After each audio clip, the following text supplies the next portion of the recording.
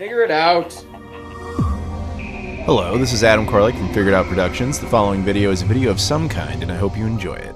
Hey guys, it's Adam here, and today we're going to be talking about what's in this package. This comes from Castlemania Games. So full disclosure, this was sent to me for free by Castlemania Games for the purposes of review, so I want to thank them very much for that. Hopefully, if you like it or anything else that Castlemania Games sells, you can check them out. The link's in the description. Go take a look and see what's there. So again, thank you to Castlemania Games. Now, on with it. We'll be opening this up in a second, but you know what it is. You clicked on the title. It's the RetroTink 2X-SCART edition, or just RetroTink 2X-SCART. Before we go into the actual review of it, I want to talk a little bit about the history of how it came into existence, as far as I can tell, the history of that, the RetroTink line, and frankly, what the purpose of it is. So, long and the short of it, with the RetroTink 2X-SCART, the goal is to take, like any of these things, old video game consoles, connect them to these devices, have them do stuff, and then have it look better on your television. That's the goal, the most simplistic explanation of what any of these things do. Now, obviously, they differ in quality and everything like that, but yeah, that's the purpose. Now, the original RetroTink 2X, right here, I did a review of this thing a while back, and this thing, my review of it was basically like, look, it's good if you have all the right pieces, but without the right pieces, it's just kind of a missed opportunity. It offers a solid quality image. It has some cool functionality like smoothing mode, and it does line doubling. I liked all that stuff, but it had a big Achilles heel.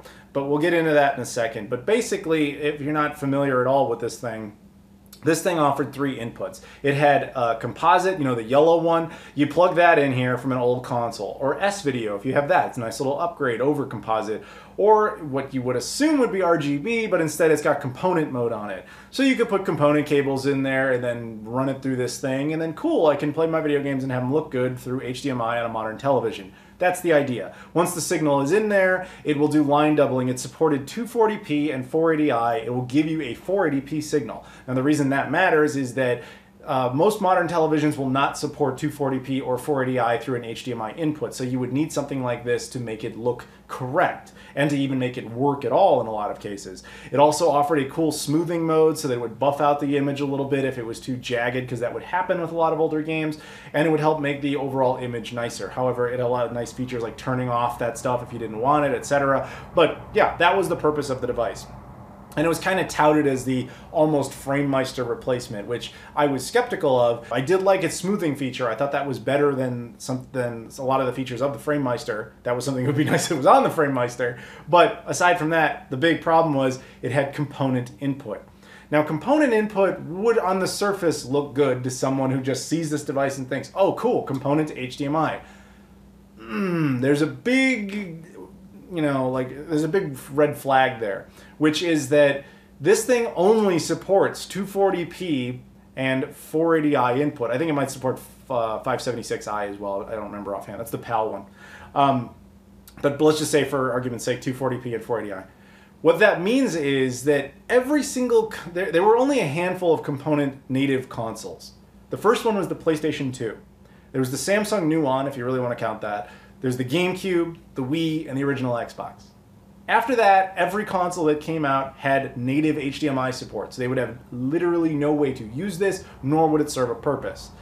Every console prior to the PlayStation 2, namely the Dreamcast and before that, didn't have component output. So that limits it to 5 consoles if you include the Nuon. But that gets even more limiting because, as I just said, it doesn't support anything other than 240p and 480i. The reason that's an issue? Almost all of its games support 480p.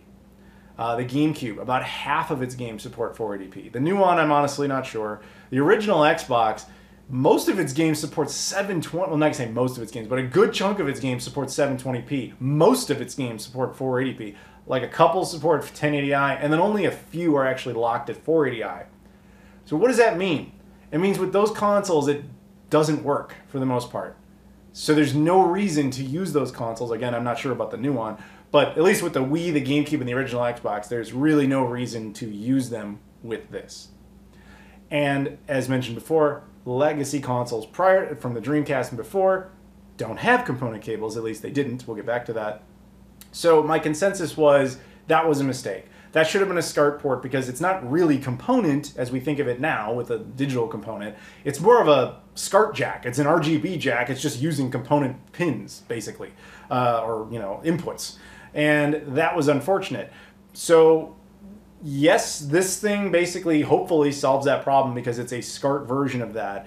But the other thing with this was, you know, you could actually go back and use it with retro consoles if only component cables existed. There are some. It turns out a company called HD Retrovision, actually based here in Chicago, nice guys, made a whole bunch of component cables specifically for retro consoles. So you've got like the Genesis, the Neo Geo Aes, the Saturn, the PS1, and the Super Nintendo, and so on. They made a bunch of cables, and with the RetroTink, they look amazing. The problem was the idea that if you got this, it solved those problems and made all your game consoles look better. It's like technically yes, but you'd also have to buy all these cables on top of it. Now you're gonna have to buy cables either way, but the problem with these is I'm not gonna call them proprietary because they're certainly not, but I would call them at least somewhat unique because as far as I know, nobody other than HD Retrovision makes these. And they don't exactly make these like all over the place. This is not something you go into Best Buy and buy. You have to buy it on any one of these various websites, including Castlevania Games, by the way. So my point is, I felt that the RetroTink had a missed opportunity. It had this wonderful ability to take an RGB signal and make it look fantastic. It just basically had the wrong input on it. The one thing about it that was stellar, though, is I do maintain, even now, this device was the way to use the PlayStation 2. So, in my opinion, if you're asking me how you would connect the PlayStation 2, I would say you take the, assuming you want to use original hardware, you take the PlayStation 2, you run it in component mode, you run it into this, you use the smoothing mode, then you connect it to an M Classic. I've done videos on the M Classic as well. I love that thing. And basically, that's the best way you're going to get the PlayStation 2. Now, at the end of the day, it's still the PlayStation 2, so it's never going to look amazing, but that's kind of the best you're going to get. Now, the reason the PlayStation 2 is an exception is really just because of the way Sony handled the PlayStation 2 at the time. The PS2 was the first console to use component output. However, not every game took advantage of the high-resolution modes. In fact, almost none of them did. There's nearly 5,000 games on the PlayStation 2. Only about 180 support 480p or higher. I think only one, like I think it was Gran Turismo 4, supports 1080i. I'm not sure about any of them supporting 720p, but my point is, with almost every single PlayStation 2 game, that's going to be the solution. But the RetroTink, it's in the name, retro. I want to use it with stuff before that. So what am I supposed to do?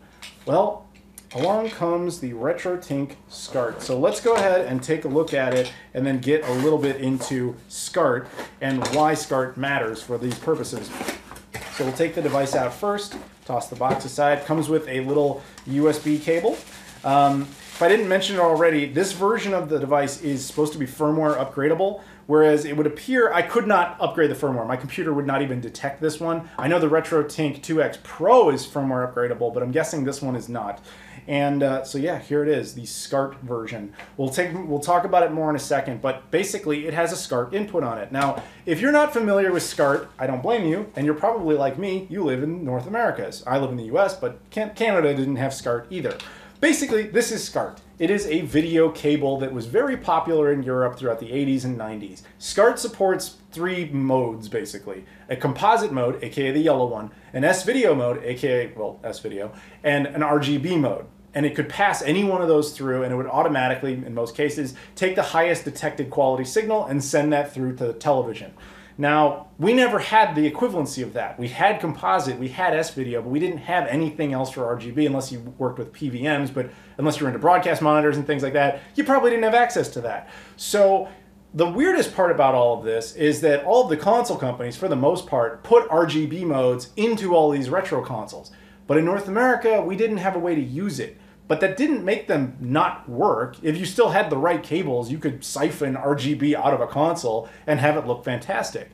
So in modern times, it's become much more popular to tap into those RGB signals for a cleaner, sharper picture. What matters at that point is the quality of the next piece. Whether it's something cheap like a pound cable that just kind of extracts the signal and then just does an arbitrary, general blow up, or if it's something like the RetroTink, which does a nice smoothing move to it, or the FrameMeister that really goes all out. Like that's the piece that we're focusing on. And that specifically is, this time, the RetroTink 2X-SCART edition. Just looking at it, you can tell it only has one input. It does not have a composite input anymore. It does not have an S-video input. Now, for the most part, if you're really into this stuff, you'll recognize that doesn't really matter because the vast majority of game consoles out there support RGB or can be modified to do so. There's very few of them that are locked at anything like just composite or just S-video. For a long time, the 3DO was the only example I could think of. That one was locked at S-video as its highest output. Now, they're just starting to become RGB mods for the 3DO. You might even think of a console like the NES. The NES is an interesting example, but at the same time, the NES is probably the only major game console I can think of where I actually recommend the clones, like an FPGA-based clone, like the Retro AVS, for example. I recommend that thing over an actual NES, but that just comes down to opinion. Then you have some strange examples throughout history, like the Nintendo 64, probably now the most infamous one. The Nintendo 64, for whatever reason, Nintendo decided not to put RGB modes in it. They only put composite S-video and I guess RF. So things like the Super 64 will just tap into the S-video signal. So if you were to say, hey, I'm going to use this with the N64, you're wrong, Adam. I grew up in Europe. I can just plug, I always had SCART and I used my N64 and I would plug it in and it would work. So it had RGB. No, it didn't. It was just siphoning out either the composite or the S-video connection of the console, depending on the caliber of the SCART cable. That's the other thing about SCART's weird, is that there's a bunch of pins in there and they all do different things, and sometimes pins were just missing and they didn't support certain features. SCART's a weird format. It also breaks very easily, so that's also another bad part about it. But under the right circumstances, it offers you an incredibly clear picture. And as mentioned, a ton of different consoles support it. Just kind of off the top of my head, the Saturn for sure, the PS1 if you want to play the PS1 that way. And then consoles you don't necessarily think about, like the Jaguar. And the Jaguar actually looks amazing with RGB. You can use it on the Genesis, the Sega CD 32X combo. You can use it on the Sega Master System. And then there's a whole bunch of just consoles that a lot of you probably never think about. Not even the super obscure, like, hell, the Neo Geo AES and Neo Geo CD. Not that obscure, but things like the, I was going to say the Amiga CD32, but that one didn't natively support it. However, I have an RGB modded one, so I'm going to test that out. Point is, there's a ton of video game consoles that exist. I'll put a nice list in the description of consoles that I would recommend using with something like this. But getting all, now that you have this whole big backstory of what this is and its point and all that stuff, let's take a look. One singular RGB input for SCART. It's got this nice 3D printed case. On the back, it has a USB port for power and for firmware upgrades. It's got an HDMI output port, and it has a single button. Unlike the original design that had two buttons, this one only has one, and the reason for that is because it only has the one input. Basically, on the original version, you had a button to swap between the three inputs, and you had another button to activate smoothing or just do traditional line doubling. This one is basically that same button, but it also adds some extra features. I know it's got a scan line generator, and I think the newest firmware feature added some other stuff. But yeah, that's about it in a nutshell of what the premise of this device is. All right, so I've been using this thing for a while now, and it's time for final thoughts. And the short version is, this thing's incredible. But before we go into that, I do want to address a small part of the first half of this video where I kind of glossed over something. I was talking about the original RetroTink, and basically I more or less neglected talking about the composite or S-video inputs, basically suggesting that these cables were required. That's not the implication I meant to make. What I was trying to say is, while you could use composite or could use S-video, to get the best out of this device, these cables are a necessity. I wouldn't recommend using it with S-video and composite when better options exist, but those better options are harder to get. That's all I was trying to say. Now, with that being said, we have to look at the newer model, which for me personally is a borderline flawless device. I loved this thing. But you got to call out the obvious, which is, yeah, you're saying, Adam, like, cool, we get this box and we need, you know, these special cables. How is this different? Yeah, that's a fair point. Almost. Basically, yes, of course, you need SCART cables for every one of these consoles. And if you live in North America, you're probably not sitting on a whole bunch of SCART cables since we never had that format. So it's a completely fair point. But what I will say is, the difference between the two is that As far as I know, only HD Retrovision makes component cables for retro consoles. It's essentially a requirement to go to just them for this. Whereas these SCART cables have been in production since the 1980s throughout Europe. There's a lot of them out there. There's a lot of options. And there are still new ones made. Even in North America through, you know, niche sellers, of course, you can still get these cables. So either way, yes, you kind of have to pick your poison. But what I'm saying is with SCART, you just have more options as far as where to get them. That's not at all a knock on HD Retrovision's cables. I think that they're fantastic. They're very well done. Same with the original RetroTink, as long as you have the infrastructure. And that is, it's not a criticism of the device. It's just a simple acknowledgement of reality. This device, without that infrastructure, is just not useful because the only thing it has is SCART input. But guess what I got? A ton of consoles that support SCART, so let's get into it. Now, when looking at the actual device itself, there was only, okay, right out of the box, this thing was great. I did notice that you'll see my USB cable here that I talked about before, this thing was dead out of the box. This didn't work at all. I realized the head on it was dead. It had actually disconnected. I was able to repair it. That's why you see this like little ghetto tape move on there. It works now, but full disclosure, you know, full honesty, this cable out of the box never worked. And it does now after a really crappy repair job, but it does work. Not that that matters. It's a micro USB cable. I got a bunch of them laying around, but I just wanted to make sure that was clear. The other thing that I cannot believe I didn't acknowledge, because it is huge, is the use of full standard HDMI. Oh, that's unbelievable.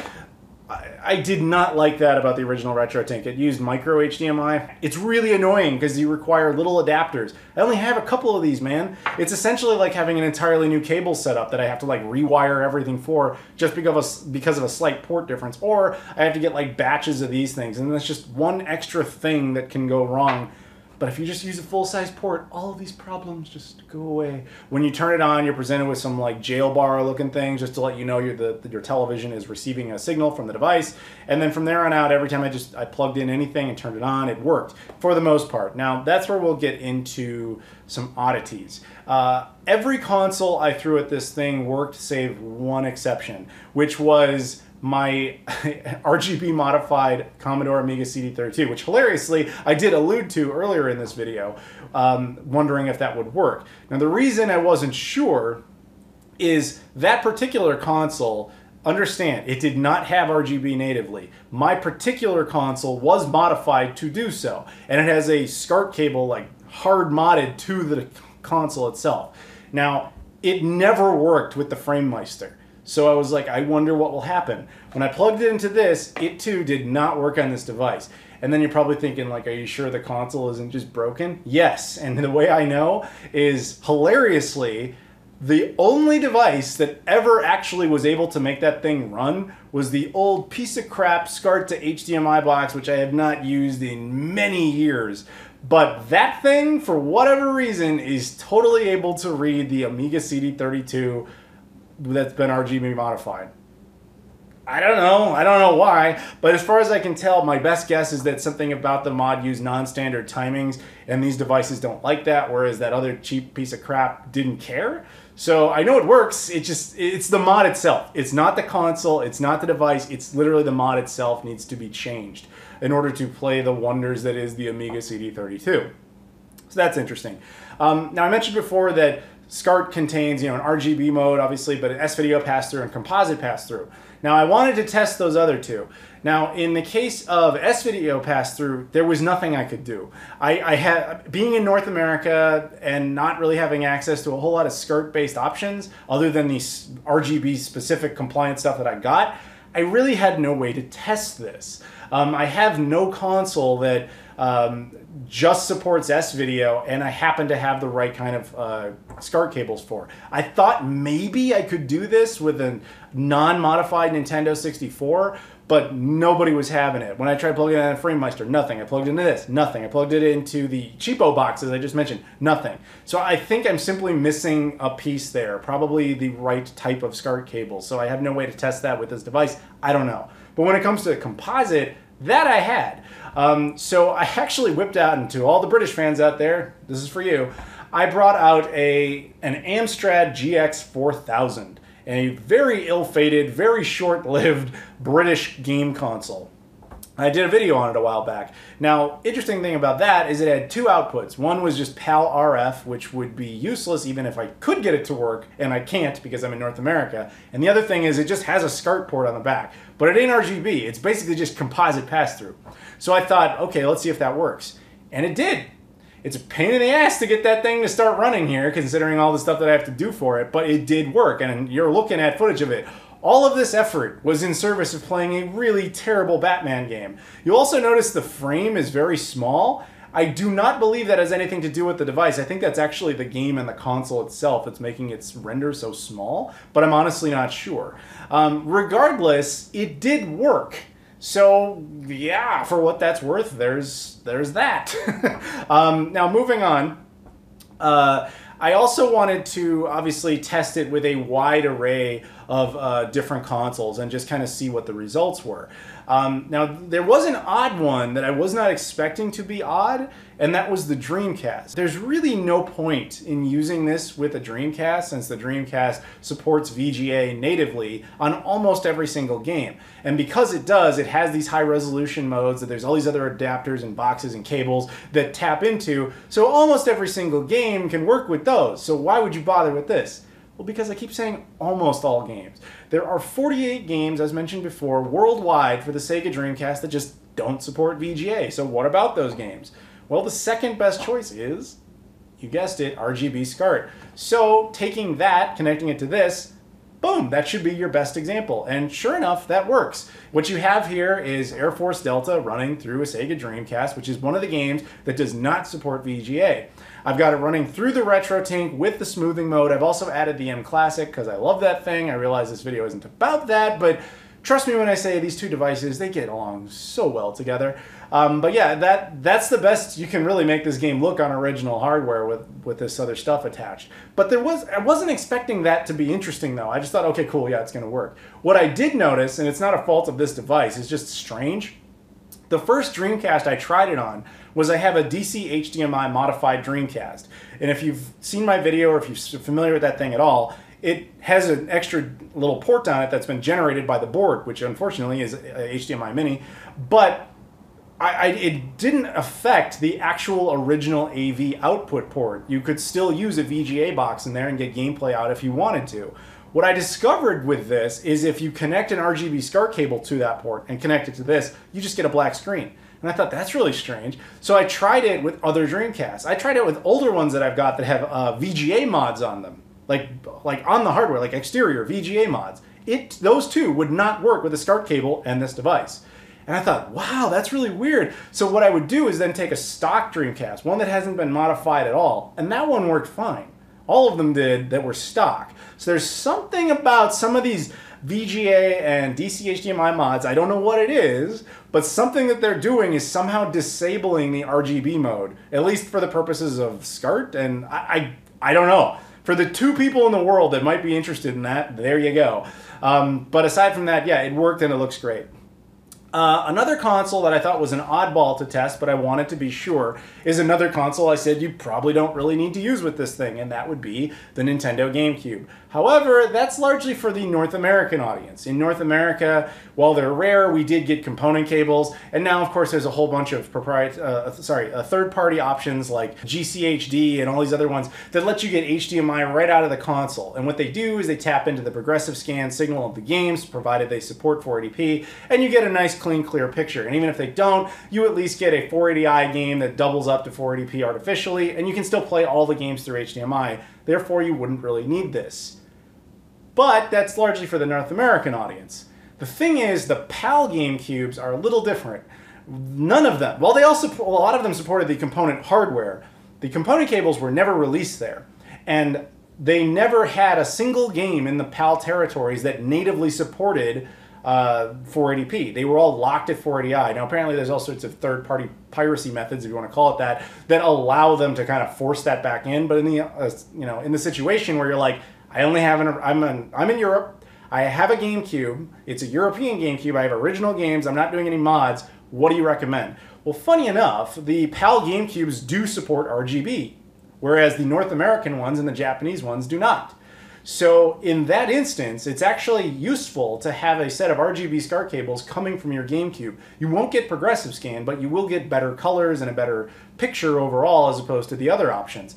So I tested that. I have a PAL GameCube, I fired it up, I checked it with this thing, and sure enough it worked, and you can see it running here. What you're seeing here is a PAL exclusive game called Taxi 3. Not to be confused with Crazy Taxi 3. There was a Taxi 2 on the Dreamcast, exclusive to France. Taxi 3, also exclusive to France on the GameCube.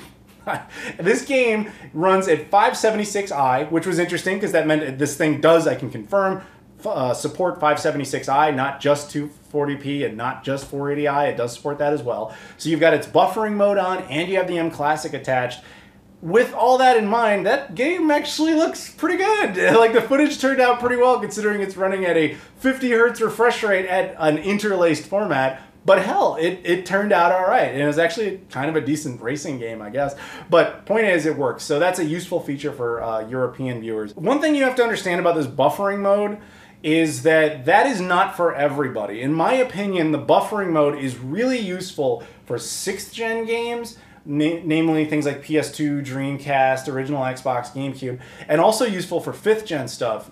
While there's a ton of 5th gen consoles, your big hitters would obviously be the original PlayStation, the N64, and the Sega Saturn. There's many more consoles than that, but I've done videos on almost all of them. But those are your 3 big hitters, right? But before that, when you get into a lot of the 2D content, that's when you start to look at the buffering stuff like, I don't know if I really want to see that, because it starts to lose its edge, basically, almost pretty much literally, and people don't necessarily like that look. So fortunately, you can turn that on and off. But I'll give you an example of that. This is, what you're looking at here is the Sega Genesis running with all of this. It's got the buffering mode on, and so it looks clean, it looks very clear, but to a lot of people it might look like it's just a little too smoothed out, and you're maybe not necessarily on board with that. And unfortunately, if you're in that mindset, that's what all 2D content is probably going to end up looking like. But again, you can turn that off. That's very much an option. And if we look at it with it off, well, there you go. You can see that the edges are kind of restored. It's obviously more pixelized, but that was the style. So this is another one of those things that boils down to personal preference, but I can't stress this enough. It is 100% up to you if you want it on or off with a simple click of a switch. So that's a very useful feature. I've also decided to just throw some other random examples of various game consoles running with this thing. Now, for the most part, what I decided to do was run these with the buffering mode on, at least with the other 2D consoles. And then when we get into the 3D stuff, I decided to put the M Classic back into it just to show you what I personally like as the visual experience. So here we have the Super Nintendo. Now, the Super Nintendo running Mighty Morphin Power Rangers. I love this game. This game is very colorful, so I thought it'd be a good example, but it is running with the buffering mode. Now, you already know what the difference potentially is, but as you can see, it's a very clear picture. It's very sharp. It's much more vibrant than, say, anything you were going to get out of composite, which is, I think, fantastic. I also decided to run some of the oddball consoles, not just the stuff that everybody knows, but also some weirder things. Like, I decided to fire up... I'm going to treat you guys to something special. What you're about to look at is, well, let's just do it. This is the Atari Jaguar. I've got the Atari Jaguar CD running right here in this footage. This is from, yes, the Atari Jaguar CD, that console that no one has, that never works, is in small numbers. I've got one. Mine works, and it's running the Highlander game from... Yeah, like it's a garbage, absolute garbage game. But what you're seeing is RGB running the Atari Jaguar CD through a buffering mode on the RetroTink SCART 2X, running through an M Classic. So this is basically artificially simulated 1080p footage on original hardware. This is the cleanest and clearest anyone has ever looked at the Atari Jaguar, and now we are all sharing this experience. You're welcome. But yeah, no, horrible game. Horrible game. Just, we're not talking about the game specifically, but wow! Holy crap, that is a bad game. Sorry. And speaking of obscure and oddball things, something else I thought would be kind of cool to look at is the Philips CDI. Now, Philips CDI obviously gets a really bad rap for a multitude of reasons we're not going to go into, but one thing that it did very right is that if you have one of the RGB compliant versions, the signal off of it is amazing. It's actually really clean, clear imagery, which is why Hotel Mario here looks so vibrant and colorful and sharp. Not a good game, but it looks nice. It's a very pretty, polished turd, but it's there. And so I don't know, I thought you guys might get a kick out of that. Also, obviously, I tested it with some things that I think people would frankly be more interested in. I rigged it up to a Nintendo 64. Now, as mentioned before, the N64 did not natively support RGB. So this N64 footage you're seeing is an RGB modified Nintendo 64. And with that, I've got it also running in the smoothing mode, and I've got it running with the M Classic. And the result is, it really helps with the N64, like all that smoothing stuff, because the N64 was just so jagged. But having the buffering come from both of those devices, plus the very clean, clear picture that you're offered through RGB, this is the best you're realistically going to get out of the Nintendo 64. And I know what you're saying, possibly the N64 HDMI. I did a video on that thing, and basically my consensus at the end was, you know, pick your poison. Like, that thing needed more buffering. This thing needed higher resolution. You can't really win unless you do a buffering mode to the HDMI board. Will that happen? Probably eventually. But for now, I'm not going to call this stock hardware because it's obviously not, but this is an example of what you can potentially get when you combine all those things. Going back to showing you just something a little bit more odd, not really that odd, the Neo Geo AES. I decided to fire it up with that. The Neo Geo AES is obviously it's a Ferrari console. It's a console that, like, if you have it, you're probably super passionate about it, and you probably really want it to look good, and you're doing, like, so this is what you can potentially make it look like. Again, I've got it running with the buffering, which I know is not everybody's thing. I liked it. I thought it looked pretty good that way, to be honest, but that's also a unique one because it's like simulated 3D through 2D, you know, with different angles, but whatever, that's just personal preference. But either way, it was a very clean and clear experience. So, coming out of all of that, now you got we've shown a whole bunch of different footage from various game consoles, but there's one major console we're missing there, but also it's clear that we're not showing the differences between individual operational setups. So we're going to do that right now. The console we were missing, and you notice this box on the table, so you might have picked up on it, the Sega Saturn. Now, the thing is, as mentioned before, I feel like the buffering mode really is at its best when it's with 3D content. But there's also a niche group there. For reasons mentioned, you can't go too far on, otherwise this device has no purpose, and you can't go too far back, otherwise you start getting into too much 2D content that people don't want buffered out. So, I feel like the Saturn is the perfect choice because N64 doesn't natively support RGB, and frankly, PS1, there's so many other ways to play PS1 games that you're probably not going to be bothering running on original hardware. So, Saturn it is. Now, the Saturn was infamously a 2D console that had a ton of 3D elements and then was forced to more or less pretend to be a 3D console. So I decided, in the spirit of what has been going on lately in the world, as well as the big launch of Resident Evil 3, I wanted to fire up the Sega Saturn version of Resident Evil 1. A notoriously ugly version of the game, still a good game, but an ugly version of the game. And so what you're going to see here first, this is how it originally looked. What you're seeing is the disgusting composite build of it. This is just obviously a shot of Jill just standing there, but it's a nice 3D image that's close up on the Saturn to get some detail. Gross, right? Now, what if we jump to the most extreme? We connect to the RGB, we run the smoothing, and we have the M Classic. Boom! There's your stark difference you can have between these two extreme setups. Now, obviously, that's not going to be for everyone, and that requires a bunch of tools and things, but I just wanted to show you what potentially can come of it if you do it a certain way. Now, let's just say the M Classic isn't your thing, as you're pointing out, like, dude, this is not an M Classic video, this is about the RetroTink 2X. I don't care about the M Classic, get it out of there. No problem, that's what you have right here. This is the Sega Saturn running that exact same moment of the game, running with RGB cables directly into the SCART RetroTink. Boom, that's what you get. Now, that's also with smoothing, but again, I like the smoothing, so that's why it's on.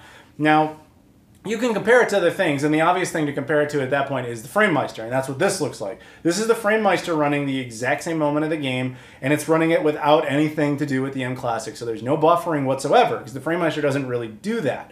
Again, I like the buffering. I think the color might be a little bit better through the FrameMeister, slightly, but I like the buffering. So let's add it back. This is the FrameMeister with the M Classic to give us the buffering. So hopefully some of these differences you're starting to pick up on. And for those who are curious, like, well, dude, how does it compare to, say, the original RetroTink when you do that whole thing correctly? I'm glad you asked, random citizen. We've got that right here. This is the original RetroTink, probably the same as the RetroTink Pro, running with the component cables via RGB out of the Sega Saturn. And it looks really good. It's about, if not exactly the same as the SCART edition. It's just, like I said before, the SCART version is frankly more about potential convenience. But the other thing you might be asking is, all right, I saw that thing on the table, so let's look at that. Yes, yes, yes. This is the pound cable version. Now, look, I'm not a big fan of anything Pound has produced. They basically make cheap HDMI cables for consoles. In fact, they generally don't even call them that. They call them like HD link cables. They work in the sense that you'll get an image, but they're not ideal. But they're cheap. That's why people like them. This is not how I would ever go about playing this game, but it's there. This is what that would look like if you just did a direct plug into it. So that's your thing.